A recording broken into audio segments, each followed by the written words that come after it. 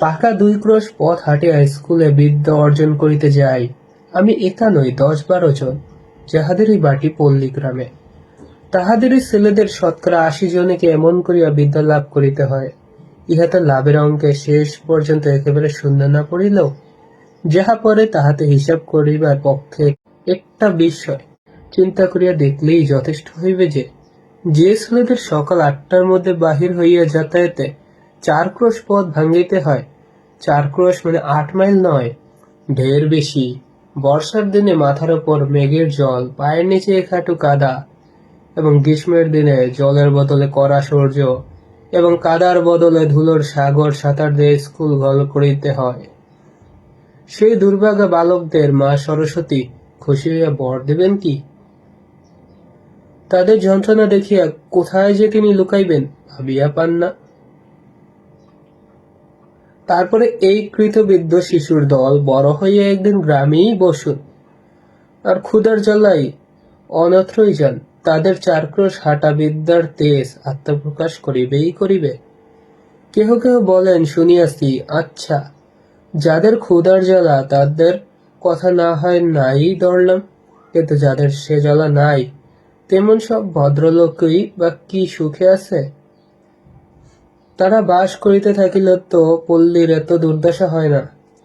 Malaria কথাটা না হয় নাই পারিলাম, সে থাক, কিন্তু এই 4 ক্রোশ হাঁটার জ্বালায় কত ভদ্রলোকই যে ছেলেপুলে লইয়া গ্রাম ছাড়িয়া শহরে পালান তার সংখ্যা নাই। তারপরে একদিন ছেলেপুলের পড়াও শেষ হয় বটে, তখন কিন্তু শহরের সুখ সুবিধা রুচি লইয়া আর তাদের গ্রামে ফিরিয়া আসা চলে না। কিন্তু থাক এ সকল বাজে কথা। স্কুলে যাই 2 ক্রোশের মধ্যে, এমন আরো 2-3 গ্রামখানা পার হইয়া। কার বাগানে আম পাকিতে শুরু করিয়াছে, কোন বাগানে বৈচি ফল অপর্যাপ্ত ফলিয়াছে, কার গাছে কাঁঠাল এই পাকিল বলিয়া কার বর্তমান রম্বার কাঁদি কাটিয়া লইবার অপেক্ষা মাত্র, কার কানাচে ঝোপের মধ্যে আনারসের গায়ে রং ধরিয়াছে, কার পুকুর পাড়ের খেজুর মেথি কাটিয়া খুলিয়া ধরা পড়িবার সম্ভাবনা অল্প, এই সব খবর লইতেই আমাদের সময় যায়।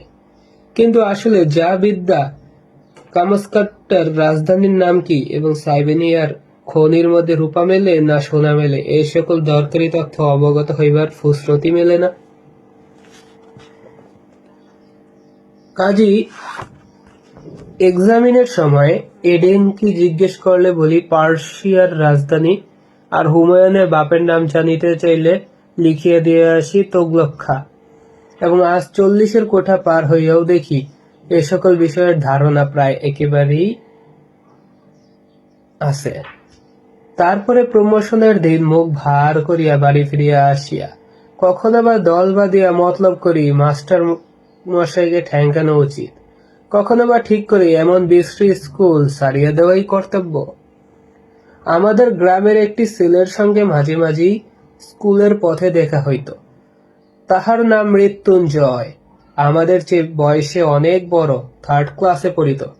তবে সে প্রথম 3rd ক্লাসে উঠেছিল এ খবর আমরা কেহই জানিতাম না। সম্ভবত তাহা প্রত্নতাত্ত্বিকের গবেষণার বিষয়। আমরা কিন্তু তাহার এই 3rd ক্লাসটাই চিরদিন দেখিয়া আসিয়াছি। তার 4th ক্লাসে পড়ার ইতিহাসও কখনো শুনি নাই, 2nd ক্লাসে উঠিবার খবরও কখনো পাই নাই। মৃত্যুঞ্জয়ের বাপ মা ভাই বোন কেহই ছিল না, শুধু গ্রামের এক প্রান্তে একটা প্রকাণ্ড আম কাঁঠালের বাগান, আর তার মধ্যে একটা প্রকাণ্ড পোড়া বাড়ি, আর ছিল এক জ্ঞাতি খুড়া। খুড়ার কাজ ছিল ভাইপোর নানাবিধ দুর্নাম রটনা করা। সে গাঁজা খায়, সে গুলি খায়, এমনই আর কত কি। আর একটা কাজ ছিল বলিয়া বেড়ানো, এই বাগানের অর্ধেকটা তার নিজের অংশ, নালিশ করিয়া দখল করিবার অপেক্ষা মাত্র। অবশ্য দখল একদিন তিনি পাইয়াছিলেন বটে, কিন্তু সে জেলা আদালতের নালিশ করিয়া নয়, ওপরের আদালতের হুকুমে। কিন্তু সে কথা পরে হইবে। মৃত্যুঞ্জয় নিজে রাঁধিয়া খাইত এবং আমের দিনে ওই আম বাগানটা জমা দিয়েই তাহার সারা বৎসর খাওয়া পড়া চলিত, এবং ভালো করিয়াই চলিত।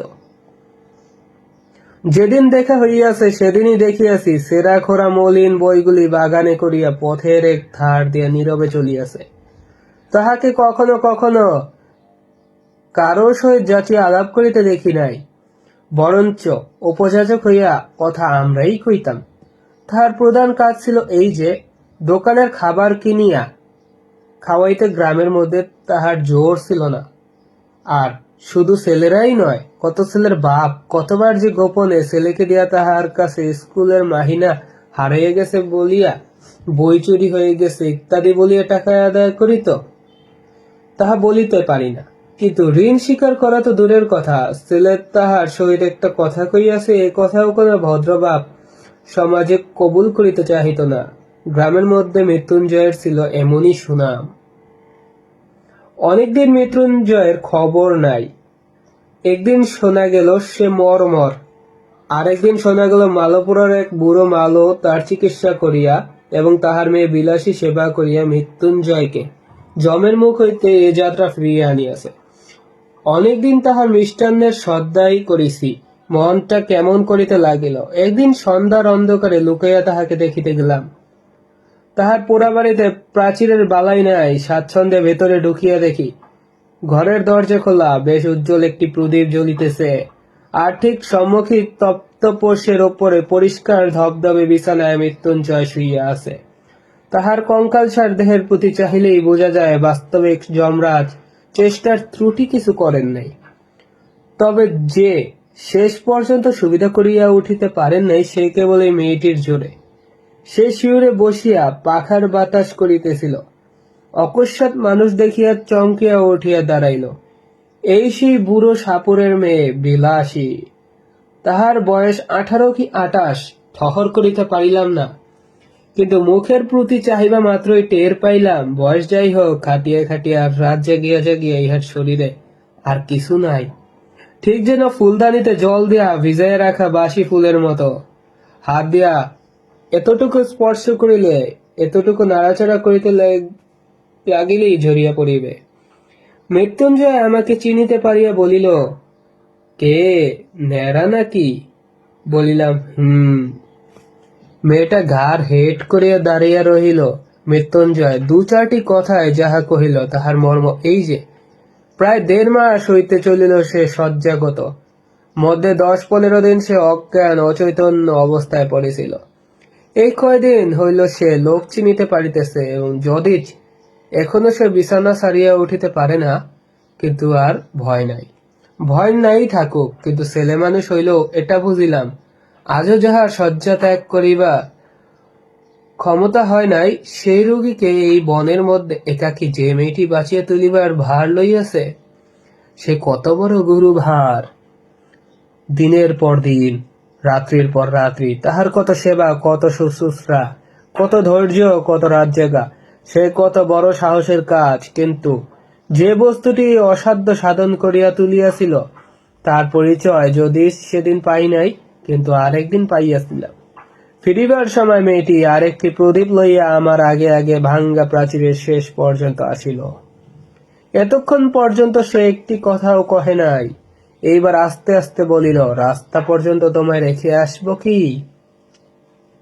বড় বড় আম গাছে সমস্ত বাগানটা যেন একটা জমাট অন্ধকারের মতো বোধ হয়েছিল। পথ দেখা তো দূরের কথা, নিজের হাতটা পর্যন্ত দেখা যায় না। বললাম, পৌঁছে দিতে হবে না, শুধু আলোটা দাও। সে প্রদীপটা আমার হাতে দিতেই তার উৎকণ্ঠিত মুখের চেহারা আমার চোখে পড়িল। সে আস্তে আস্তে বলিল, একলা যেতে ভয় করবে না তো? একটু এগিয়ে দিয়ে আসবো? মেয়ে মানুষ জিজ্ঞাসা করে, ভয় করবে না তো? সুতরাং মনে যাই থাক। প্রত্যুত্তরে শুধু একটা না বলিয়ে অগ্রসর হইয়া গেল। সে পুনরায় কহিল, ঘন জঙ্গলের পথ, একটু দেখে পা ফেলিয়া যেও। সর্বাঙ্গে কাটা দিয়া উঠিল, কিন্তু এতক্ষণে বুঝিলাম উদ্বেগটা তাহার কিসের জন্য, এবং কেন সে আলো দেখাইয়া এই বনের পথ পার করিয়া দিতে চাইতেছিল। হয়তো সে নিষেধ শুনিত না, সঙ্গেই যাইত, কিন্তু পীড়িত মৃত্যুঞ্জয়কে একাকী ফেলিয়া যাইতেই বোধ করি তাহার শেষ পর্যন্ত মন সরিল না। 20-25 বিঘার বাগান, সুতরাং পথটা কম নয়। এই দারুণ অন্ধকারের মধ্যে প্রত্যেক পদক্ষেপেই বোধ করি ভয় ভয় করিতে লাগিল। কিন্তু পরক্ষণেই মেয়েটির কথাতেই সমস্ত মন এমনই আচ্ছন্ন হইয়া রহিল যে ভয়ে আর পাইবার সময় পাইলাম না। কেবল মনে হইতে লাগিল একটা মৃতকল্প রোগী লইয়া থাকা কত কঠিন।